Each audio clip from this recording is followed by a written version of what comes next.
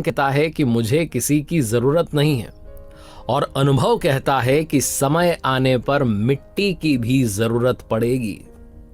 नमस्ते दोस्तों, मैं हूं आरजे कार्तिक। एक बड़ी छोटी सी कहानी है पुराने जमाने की। एक लड़का सेठ जी के यहाँ नौकरी करता था। सेठ जी ने एक दिन उसको काम पर से निकाल दिया। उदास, क्योंकि बेरोजगार हो चुका था, अपने घर की तरफ चलता चला जा रहा था उदास होकर के गांव की सड़क पर। अचानक से उसे किसी की आवाज आई कि इस गांव में कोई मजदूर मिलेगा। पीछे पलट करके देखा तो एक बाबा जी कंधे पर 3 झोले लेकर के चलते चले आ रहे थे। लड़के ने पूछा, क्या हो गया, क्या काम है? तो बाबा जी ने कहा, देखो बेटा, मेरे पास में 3 झोले हैं, ये सबसे बड़ा भारी है, इसको कोई उठा लेता, मुझे यहाँ से दूसरे गांव तक जाना है।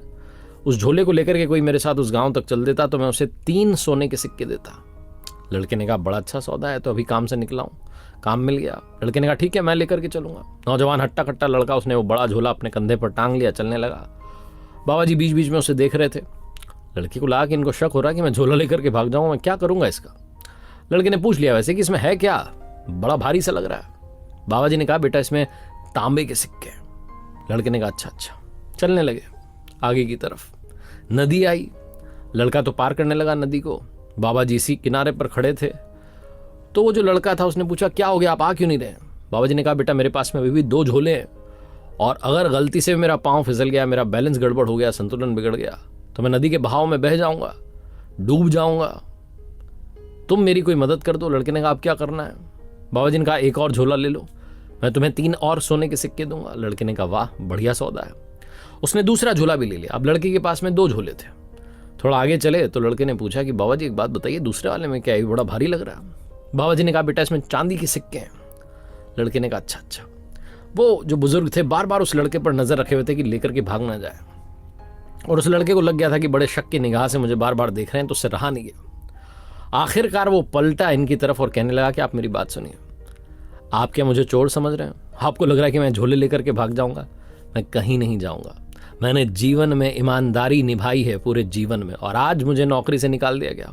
सेठ जी ने मुझे अपने यहाँ से काम पर से निकाल दिया, क्योंकि सेठ जी मुझे कह रहे थे हेर फेर कर दो, घपला करने के लिए, घोटाला करने के लिए कह रहे थे, पैसों में हेर फेर करने के लिए कह रहे थे। मैं ऐसा काम नहीं कर सकता, मैं ईमानदार रहना चाहता हूँ, इसलिए मुझे काम पर से निकाल दिया गया। मैं तो अभी अभी ईमानदारी के चक्कर में नौकरी खो करके आ रहा हूँ। आपको क्या लगता है मैं आपके झोले लेकर के भागूंगा?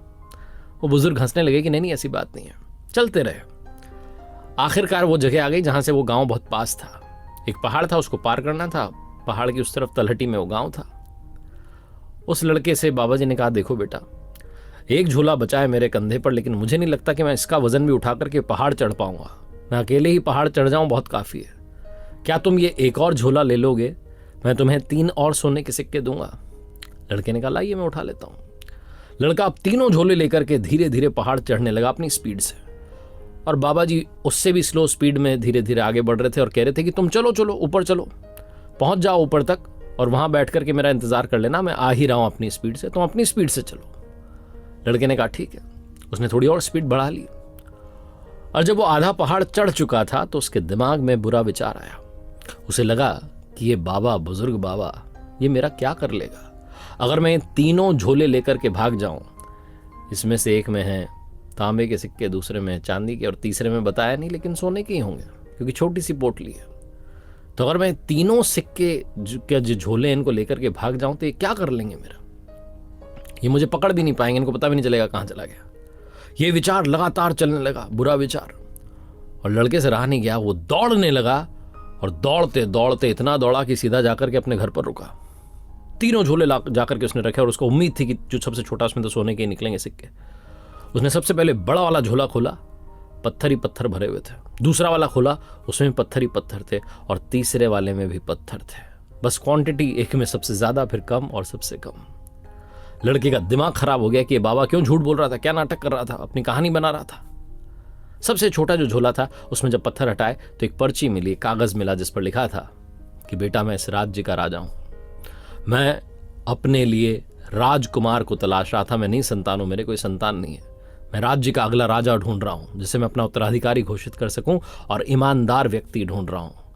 अगर तुमने आज ये 3 झोले नहीं चुराए होते, तुम इनको लेकर के नहीं भागे होते, तो शायद आज ही तुम इस राज्य के राजा बन जाते, लेकिन तुमने मुझे धोखा दे दिया। लड़का फूट फूट के रोने लगा कि पूरे जीवन ईमानदारी करी और एक स्टेप जो थी वो गलत रख दी, सब बिगड़ गया। हम में से बहुत सारे लोग जीवन भर अच्छी क्वालिटीज के साथ आगे चलते हैं, अच्छे कदम रखते हुए चलते हैं, लेकिन एक बार अगर आपने बुराई के जो है उस जाल में अगर आप फंस गए, बाहर नहीं निकल पाएंगे। सब बना बनाया खेल बिगड़ जाएगा। कई बार बुराई आप पर अटैक करती है, वो रावण जो है हमला करता है, उस अंदर के रावण को अपने ऊपर हावी मत होने दीजिए, वरना सालों की मेहनत, जिंदगी भर की मेहनत पर पानी फिर जाएगा।